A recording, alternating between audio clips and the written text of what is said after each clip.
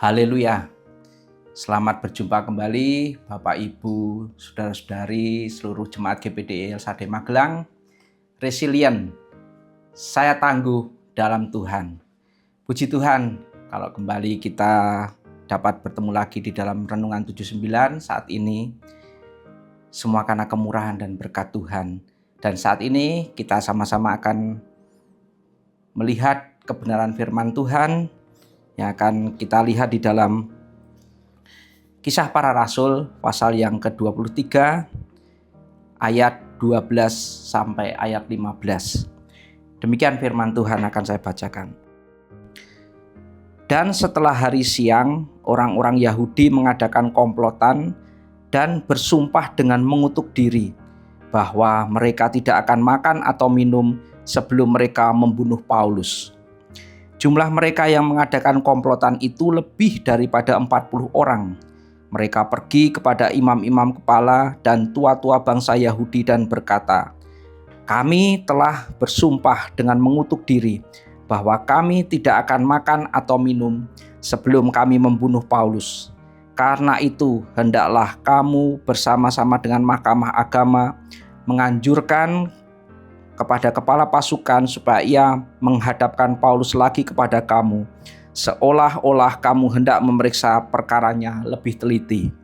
Dan sementara itu kami sudah siap sedia untuk membunuh dia sebelum ia sampai kepada kamu."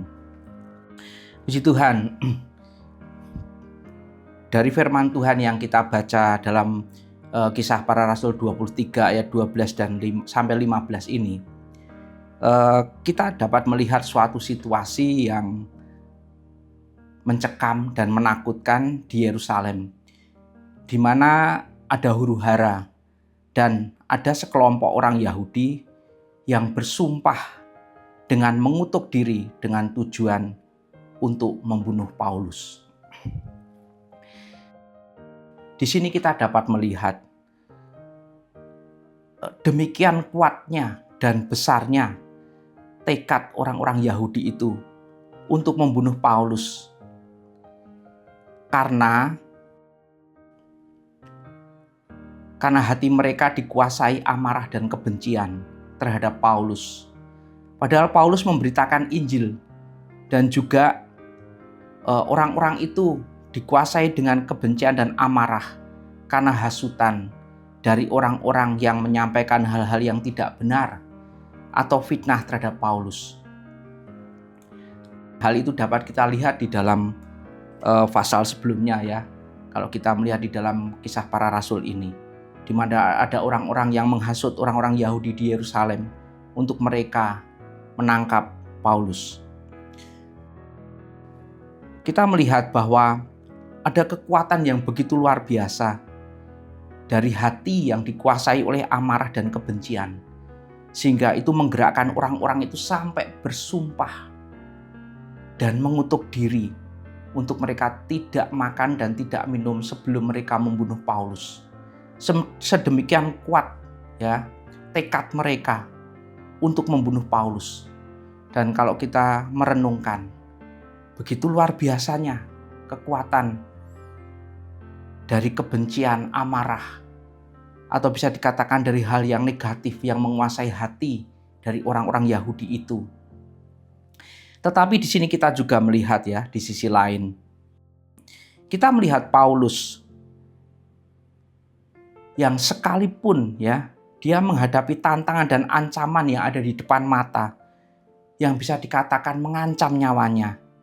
Di sini Paulus mempunyai keteguhan hati untuk tetap setia memberitakan Injil. Dia tetap setia untuk melakukan apa yang menjadi kehendak Tuhan. Dan ini kita lihat bahwa bisa terjadi karena Paulus hatinya dikuasai oleh kasih dan oleh firman Allah. Jadi di sini kita bisa melihat ada hal yang bertolak belakang. Kalau orang-orang Yahudi tadi hatinya dikuasai oleh hal-hal yang negatif, oleh amarah, oleh kebencian, ya. Tetapi di sini kita melihat Paulus sebaliknya hati Paulus dikuasai oleh kasih Allah, dikuasai oleh kebenaran dari firman Allah itu.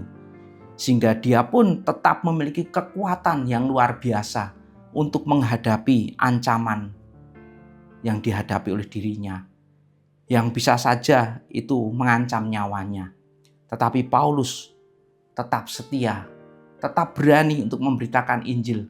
Bahkan kalau kita melihat di pasal-pasal sebelumnya, Paulus sudah diperingatkan oleh beberapa orang ya untuk tidak pergi ke Yerusalem. Tetapi Paulus hatinya tetap teguh untuk tetap berangkat ke Yerusalem. Dan kita melihat bahwa hal-hal yang baik, hal-hal yang positif, di sini khususnya kasih Allah dan juga firman Allah itu memberikan kekuatan yang luar biasa sehingga Paulus dapat tetap tenang menghadapi semua tantangan yang ada itu. Bahkan kita melihat bahwa ketika Paulus tetap hatinya dikuasai kasih Allah dan firman Allah, dia juga diberikan kekuatan secara khusus oleh Tuhan untuk dapat menghadapi setiap tantangan itu. Kita lihat di dalam Kisah pasal 23, Kisah Para Rasul pasal 23 ayat 11. Pada malam berikutnya Tuhan datang berdiri di sisinya dan berkata kepadanya, "Kuatkanlah hatimu, sebab sebagaimana engkau dengan berani telah bersaksi tentang aku di Yerusalem, demikian jugalah hendaknya engkau pergi bersaksi di Roma." Puji Tuhan. Kalau kita membaca ayat dalam Kisah Para Rasul 23 ayat 11 ini, di mana Tuhan sendiri datang memberikan kekuatan kepada Paulus untuk menghadapi setiap tantangan yang ada. Kita bisa mengingat seperti Tuhan Yesus ketika ada di Taman Getsemani, sebelum dia ditangkap dan disalibkan, dia juga beroleh kekuatan dari Bapa untuk menghadapi semuanya itu. Jadi kita bisa melihat bahwa ketika kita ada di dalam kehendak Tuhan, kita hidup di dalam kebenaran firman Tuhan, kita hidup di dalam kasih Tuhan, di dalam tujuan Allah, maka Tuhan pun tidak membiarkan kita. Tuhan juga memberi kita kekuatan menghadapi setiap tantangan apapun dalam kehidupan kita. Dari apa yang dapat kita pelajari ini, kita juga dapat melihat bagaimana dengan hidup kita hari-hari ini. Apakah hari-hari ini kita digerakkan, hati kita digerakkan oleh hal-hal yang positif atau negatif? Ataukah hati kita dipimpin oleh Roh Allah atau daging kita? Atau apakah kita dipimpin di dalam kebenaran Allah atau kebenaran dunia atau kebenaran diri kita sendiri? Kita bisa melihat bagaimana hidup kita hari-hari ini. Dan biarlah kita boleh mengambil sikap yang benar dari apa yang telah kita pelajari di dalam Kisah Para Rasul 23 ini, ayat 12 sampai 15 ini. Bahwa ketika hati kita dikuasai, dipimpin oleh hal-hal yang negatif, oleh hal-hal yang jahat, oleh daging kita, maka itu akan merusak, menghancurkan hidup kita. Bahkan akan membuat kekacauan bagi orang-orang di sekitar kita.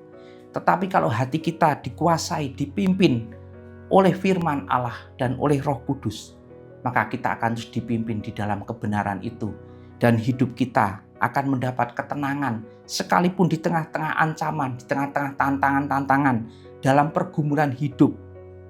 Dan kita beroleh kekuatan untuk dapat menghadapi semuanya itu. Puji Tuhan. Mari terus kita memelihara hati dan pikiran kita di dalam Tuhan. Kita bisa melihat di dalam Matius 26:41. Di situ kita bisa melihat bahwa Tuhan Yesus mengajar kepada murid-murid supaya murid-murid berjaga dan berdoa supaya jangan jatuh dalam pencobaan. Dikatakan oleh Tuhan Yesus bahwa roh itu penurut tapi daging lemah. Biarlah kita menjadi anak-anak Tuhan yang terus berjaga dan berdoa. Juga di dalam Efesus 6 ayat 10 dan 11, Rasul Paulus mengajarkan supaya kita kuat di dalam Tuhan, di dalam kekuatan kuasa-Nya, dan terus mempergunakan selengkap senjata Allah supaya kita dapat bertahan lawan tipu muslihat iblis. Dan satu hal lagi, kalau kita lihat di dalam Galatia 5 ayat 16, Rasul Paulus pun mengingatkan.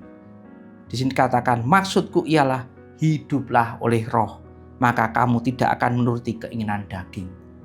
Jadi di sini baik Tuhan Yesus juga melalui Paulus, Tuhan mengajar kita untuk membiarkan hati kita terus dipimpin oleh firman dan Roh Kudus.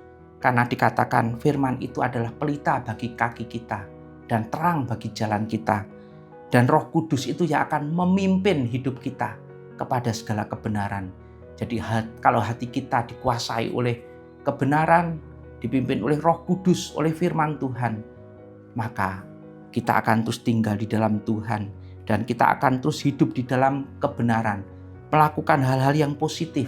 Kita memiliki kekuatan, kita terus menjadi anak-anak Tuhan yang memiliki damai sejahtera, keberanian menghadapi setiap tantangan-tantangan yang ada. Jadi biarlah hidup kita terus dipimpin oleh Tuhan, dipimpin dalam firman Tuhan dan oleh Roh Kudus. Puji Tuhan, demikianlah firman Tuhan.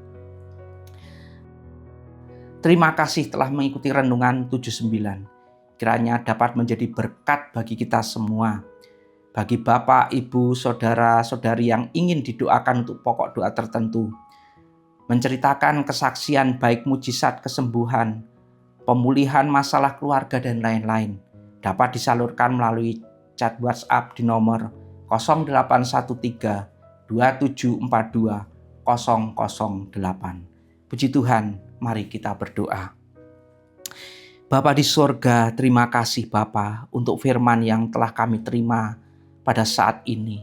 Engkau yang mengingatkan kami supaya kami boleh menjaga hati kami dengan baik, membiarkan hati kami terus dipimpin oleh firman dan Roh Kudus, agar kami memiliki hati yang baik, agar kami hidup di dalam kebenaran-Mu, dan kami percaya ketika kami ada di dalam Engkau dan Engkau di dalam kami, maka kami beroleh kekuatan, kami beroleh damai sejahtera, kami boleh memperoleh keberanian dalam menghadapi segala situasi, tantangan-tantangan apapun yang kami hadapi, supaya kami tidak menyerahkan hati kami, hidup kami kepada hal-hal yang negatif, kepada hal-hal yang akan merusak kehidupan kami, karena kami hidup dalam kedagingan atau kebenaran diri sendiri atau kebenaran dunia ini.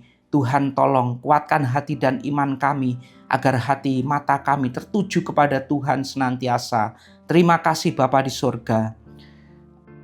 Kau berikan kepada seluruh keluarga GPD El Shaddai Magelang perisai keselamatanmu, tangan kananmu menyokong kami, kemurahanmu membuat kami besar.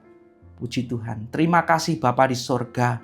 Kami terima berkat firman-Mu dengan penuh ucapan syukur di dalam nama Tuhan Yesus Kristus. Haleluya. Amin.